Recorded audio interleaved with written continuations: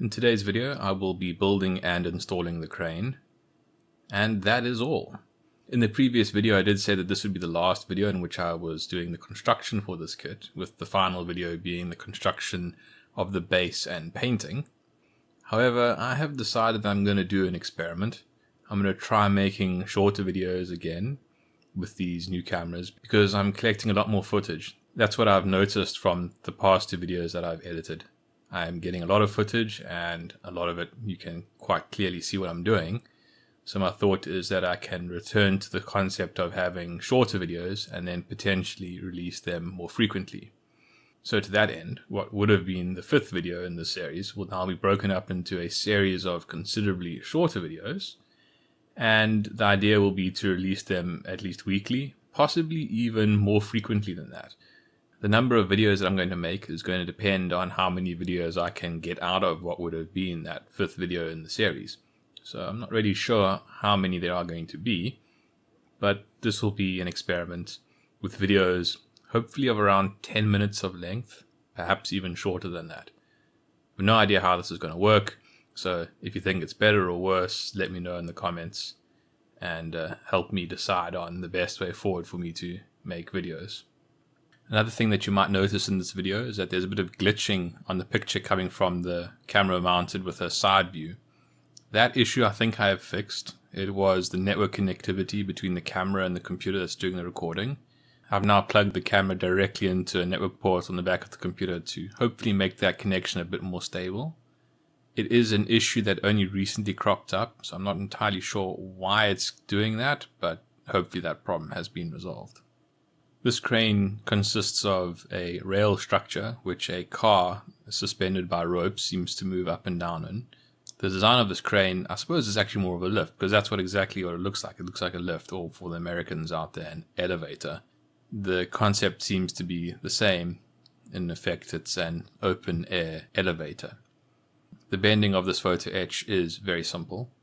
It essentially has the legs bended back on themselves to create a thicker piece of photo etch that is going to be a lot stronger. This photo etch is already quite thick, and the score line for that fold is nicely etched into them, so this is a very easy fold to make. Once the photo etch is bended over and is in the correct place, I apply extra thin super glue on a piece of wire to the edge to bond them together. Of all the way you can glue together two flat pieces of photo etch, I think this is by far the best way to do it. You get a very clean bond with no excess glue running out on the sides. It is by far the quickest and easiest way of doing it, and you also get the best result. There are two sets of lifts that need to be constructed, one for each side of the structure, sitting roughly above each carriage. I suppose another train would pull up on the tracks behind the gun and then use that as the loading platform to push the shells on those trolleys onto this lift to then be lifted up to the gun platform.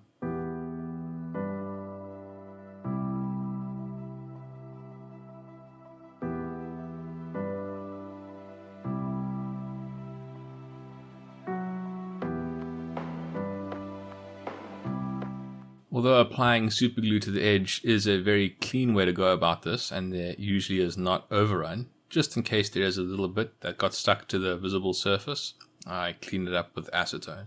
Acetone will dissolve the superglue on the photo etch and leave a nice clean finish. Of course, acetone will not harm the photo etch, so you don't need to worry about that. As for the superglue that has been pulled between the two faces that is bonding this part together, that is going to be very difficult for the acetone to penetrate into, so while it might take a little bit off the seam line, it's not going to do anything to pull the parts apart. Once happy with the state of the rails for the lift, I moved on to preparing the resin parts. The only resin parts for the crane are the motors. The motors will sit on a platform that is at the very top of the rails. The motors are very easy to clean up. After removing them from the resin frame, I use side clippers to cut down the amount of excess resin still on the part, and then use a file to clean it up to get a smooth, flat finish. The exact finish on the bottom of these motors is not that important. They will of course be the surface on which I stick it to the photo etch platform at the very top of the rails, so whatever is going to be there in the end will not be visible. The most important thing to look out for is that the base is flat and level, and that the parts look roughly the same when compared to each other. When constructing the gun platform, one of the things that I had not taken into consideration is that this hand railing needs to lay flat for me to be able to insert the rails for the lift. If the handrails are standing vertically, there's not enough space for me to slide the rail into these gaps. Little parts on the rail that jut out will not clear the gap because there's not enough space for them with the railing stood up. So to get the rails for the lift into place, I had to break the hand railing off of the deck and lay it flat.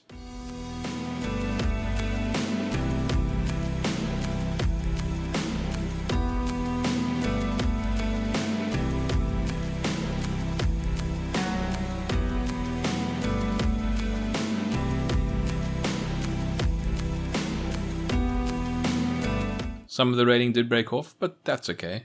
I'm quite used to installing railing, so this is not going to be a problem, especially considering how short these pieces are, and they're straight, so that makes things a bit easier.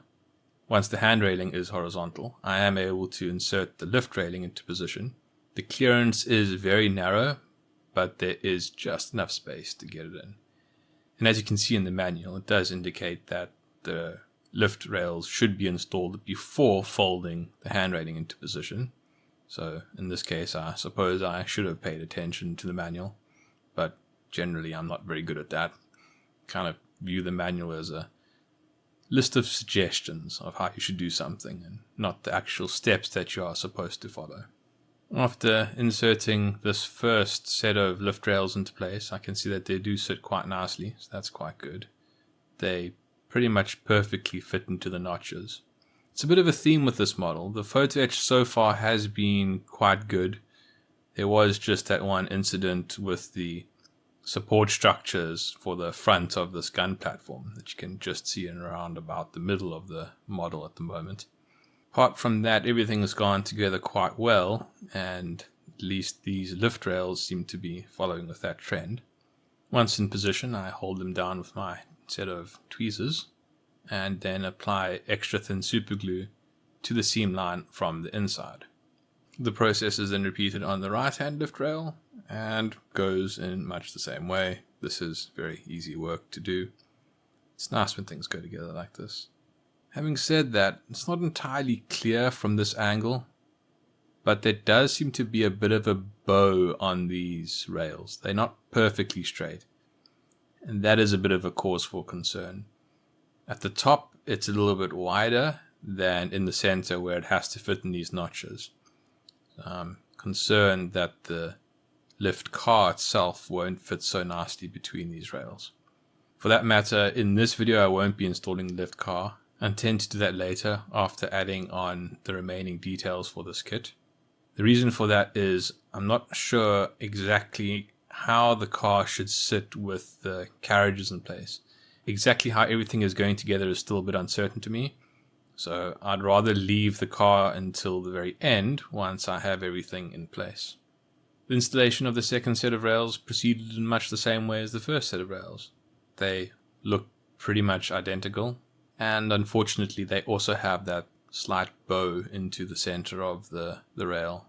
But there's nothing I can do about that. This is just the shape of the kit. This is where everything must latch together.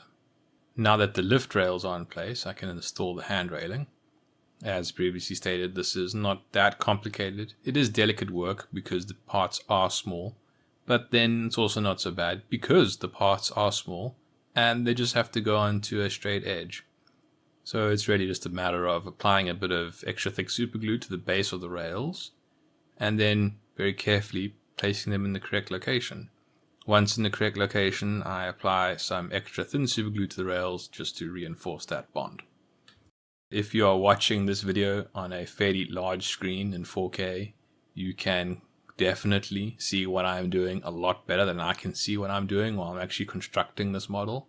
So if you see defects in the work that I'm doing, just realize that once you view this thing in its actual real size with the naked eye, these defects are, for the most part, completely invisible.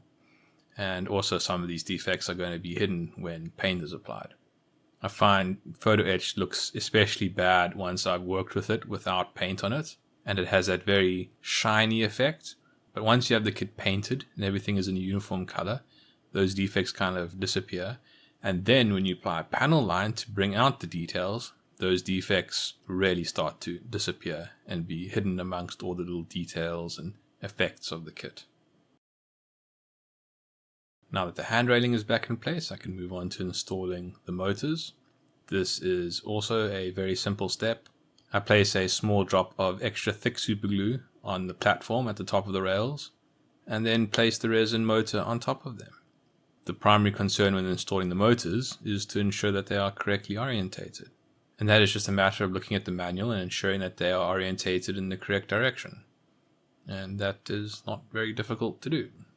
And with that, we come to the end of this video. Hopefully this is a good format. In the next video, I will install the details around the hinges for the gun. There are some steps and walkways that go in that area.